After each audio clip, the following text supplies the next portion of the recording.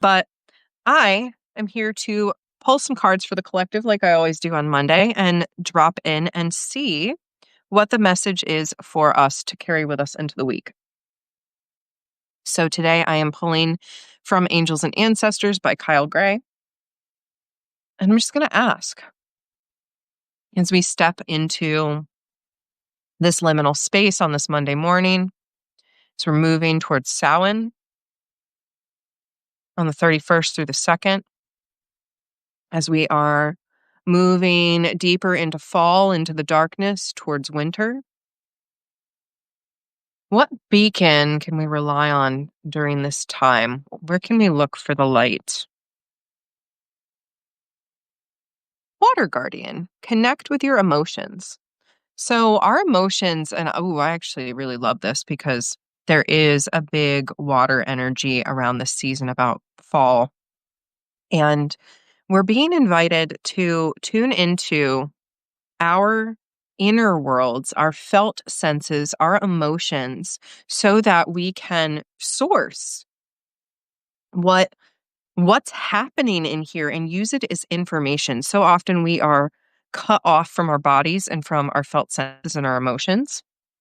And this water guardian is reminding us to dive in, to feel, not to react, but to feel and see what information is there for us.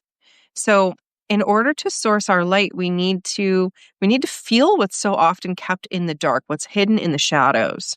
That is what's coming through with this one. So my next question is, what can we expect during this time?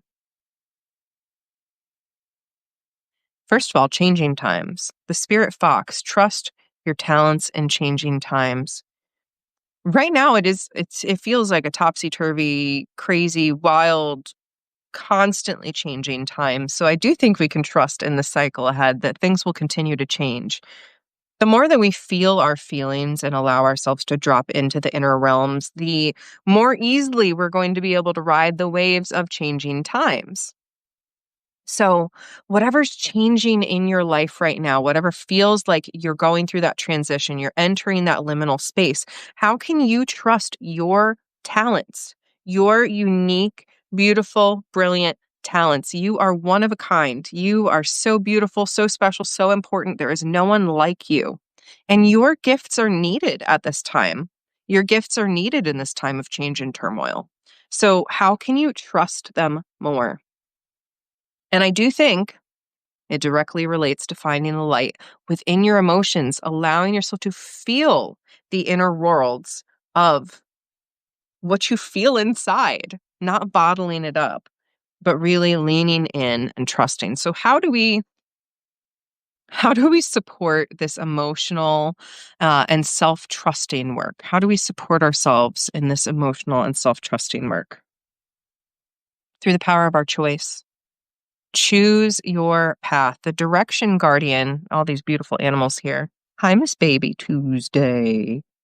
My kitties are coming to visit. Um, we are really being given the invitation to choose. Use your discernment, use your sovereignty, use your sacred mind to discern.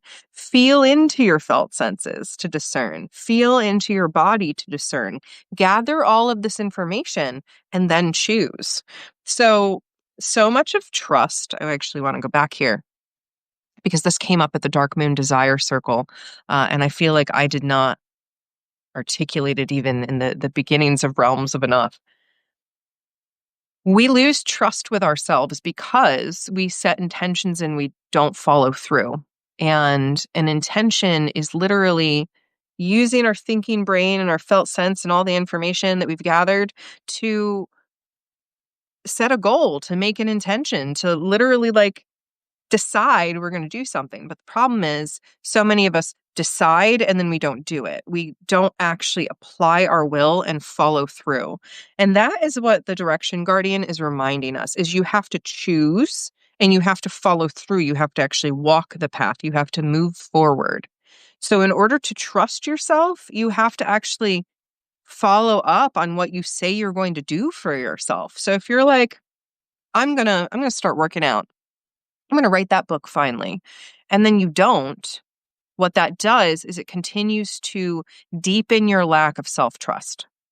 And this is why I teach people to start teeny tiny bite-sized, so small, it's laughable. You're like, I absolutely know I could do that. So it's not, I'm going to start working out or I'm going to write the book. It's tomorrow I am going to stretch for 2 minutes. I can absolutely do that. Yeah, yep, I could do 2 minutes. Like we want a bite-sized piece that's so small, we can laugh at how easy it is to do it. For starting a book, you know what? Tomorrow I'm going to sit down and I'm going to just write 100 words. No pressure, just 100 words. Doable. But when we are like setting these huge long distance goals and intentions, and then we don't follow through because it's too big, like that's our limbic system protecting us, first of all. But second of all, it corrodes and destroys our self-trust. So the message for this week is to feel your feelings. Feel them, sit with them, connect with them. They don't have to control you. They don't have to run your life. You don't have to react from them. But you do need to feel them so that they don't get bottled up, so that they don't continue to cause chaos and turmoil in there. Okay?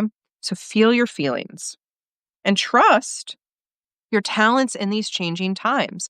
Build your trust, whether it is building a spiritual practice. That's what we're talking about in my 8 days events, which just as a reminder, you can tune into for free at 10 a.m. over on my YouTube. And the first day is going to stay up. But can you build trust in your spirit? Can you build trust in your emotions? Can you build trust in your mind? Can you build trust in your body? Can you build trust in your community? Can you set an intention and follow through with yourself that you're going to use your gifts because they were given to you for a reason? These are big questions. And then finally, we need to choose. We need to choose our direction and choose our path and actually walk down it. We need to decide, yes, this is mine to do. And now I'm going to go do it. And then use our willpower to forge ahead and make it happen. And the path is always going to change. The path is always going to open into new possibilities that we didn't see before. And we get to feel our feelings and trust our talents as the changes come up. You are your own rock. You get to support yourself. So I really, really encourage you to build your self-trust, feel your feelings, and choose, be discerning as you move forward. That is the message for this week. So I hope that this was useful, that you heard something you needed to hear. I just want to really let you know I see you in your humanness and your divinity, and I love you so damn much. And I know that walking this path of being human is complex. There is no one size fits all. There is no one right answer. There is no easy fix or quick way out. There is self-love, though. There's self-empowerment. There's joy. There's standing in pleasure. There's being who we are meant to be and showing the hell up in that. We get to decide to do that. So empower yourself, my friends, and know that I'm here as a support. I'm one message away from cheering you on and celebrating you.